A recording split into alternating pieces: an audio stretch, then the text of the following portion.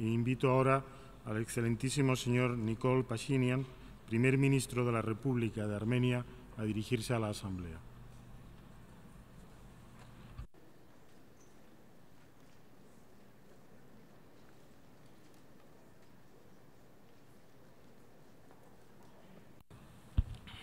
Thank you. Mr. President, Excellencies, ladies and gentlemen, it is a great honor to address Nelson Mandela Peace Summit that marks the centennial anniversary of this iconic political leader.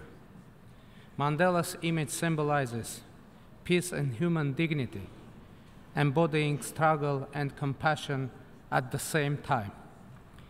His name is deeply rooted in our collective memory as a pioneer for the fight against racism and discrimination, strong advocate of justice and equality. Ladies and gentlemen, it was only half a year ago when the people of Armenia rejected fear and injustice and went out to the streets to protest for their fundamental rights, freedom, and dignity. As the dramatic events were unfolding in the streets of Yerevan, I was asked if I had a model of a leader who inspired me in my nation's strive for democracy and social justice, and my answer was yes, there is such a leader, and that leader is Nelson Mandela.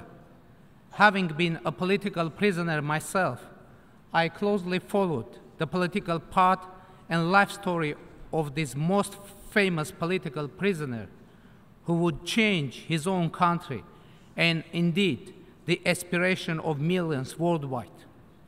As Mandela said on one occasion, I learned that courage was not the absence of fear, but the triumph over it. The brave man is not he who does not feel afraid, but he who conquers that fear. Mandela's book, The Long Walk to Freedom, was with me during my imprisonment and to a great extent influenced my conscience and motivated me to embark on my own long walk to freedom through prison and persecution, through struggle against injustice across the towns and villages of my country. In the true spirit of Mandela's ideals, our movement became known to the world as Armenian Nonviolent Velvet Revolution of Love and Solidarity. And now, months after our people's success, I stand here at the high rostrum of this summit as the head of modern Armenian government to celebrate the legacy of this great person whose courage and determination serve as an example for others around the globe. Ladies and gentlemen, I come from a region where unfortunately bloody conflicts, corrupt system of governance, animosity between the people often overshadow wisdom and the need for peaceful coexistence. It is said that democracies do not wage wars against each other, and I hope that one day our region's democratic development will rule out the risk of hostilities, wars, and hatred. Armenia has firmly embarked on this path and strongly stands for regional peace, stability, and reconciliation.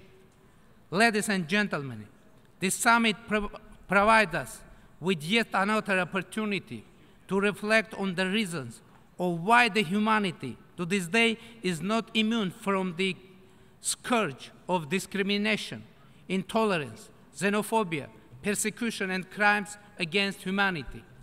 The life and struggle of Nelson Mandela will stand as a true role model of what should and can be done, as he was preaching that no one is born hating another person, and if they can learn to hate, they can be taught to love.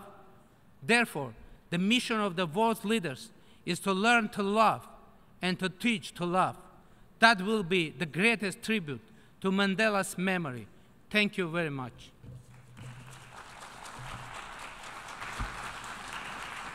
Doy las gracias al primer ministro de la República de Armenia por su declaración.